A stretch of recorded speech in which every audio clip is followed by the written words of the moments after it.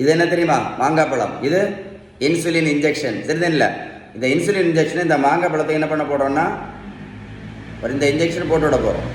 போட்டு விட்டுட்டு இந்த வீடியோ கடைசியில் இந்த மாங்காய் என்ன நேரத்தில் மாறுதுன்னு கரெக்டாக உங்களுக்கு காமிச்சு தான் வரும். அதுக்கு முன்னாடி இந்த வீடியோ ஃபுல்லாக இருக்க பாருங்கள். ஓகேவா?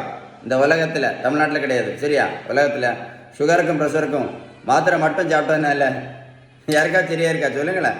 நம்மகிட்ட ஒரு பெரிய மூட நம்பி கேட்போம். ரைஸ் சாப்பிட்டதால தான் சுகருக்கு மாத்திரை போடுறோம், ரைஸ் சாப்பிட இன்சுலின் போட்டுட்ருக்கோம். அப்படி தானே? நான் ஒரு கேள்வி கேட்குறேன், பதில் சொல்கிறீங்களா?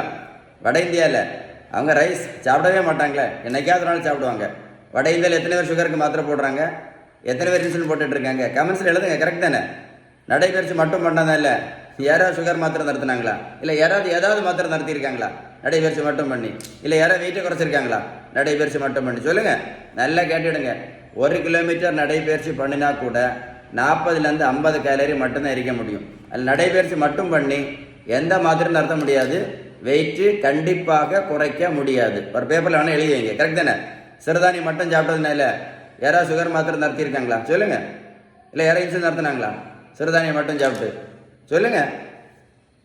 வெந்தயம், ஆவாரம்பூ, மூக்கரட்டை கீரை, சிறு குறிஞ்சான் பொடி இல்லை ரொம்ப ஃபேமஸ் இருக்கும்.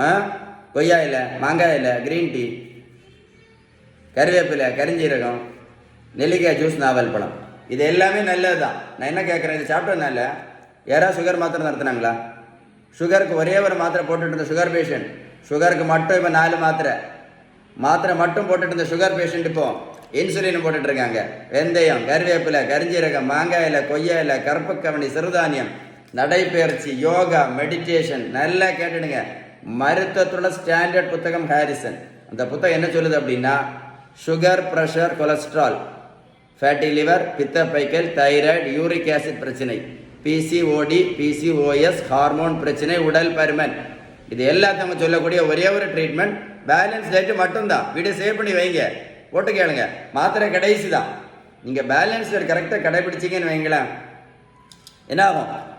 இந்த மாத்திரை இன்சுலின் இல்லாமல் இன்னும் 50 வருஷம் ஆரோக்கியமாக இருக்கலாம் அப்படின்னு யார் சொன்னா? நான் சொல்லல, மருத்துவத்தோட ஸ்டாண்டர்ட் புத்தகம் ஹாரிசன் சொல்லுது. அதுக்கு பேர் தான் புத்தகமே சொல்லுது, remission is possible. Video save பண்ணி வைங்க. உங்களுக்கு பேலன்ஸ் டயட் பற்றி ஏதாவது சந்தேகம் இருந்தால் கண்டிப்பாக இந்த நம்பரில் கால் பண்ணி பேசுங்க. இந்த வீடியோ உங்கள் ஃப்ரெண்ட்ஸுக்கு ஷேர் பண்ணி கொடுத்தீங்கன்னா நிறைய பேர் யூஸ்ஃபுல்லாக இருக்கும். யாருக்கா உதவி பண்ண விருப்பம் இருந்தால் ஷேர் பண்ணி கொடுங்க, சேவ் பண்ணி வைங்க. நீங்களே போட்டு கேளுங்க, ஒரு கூட போட்டு கேளுங்க. சரியா?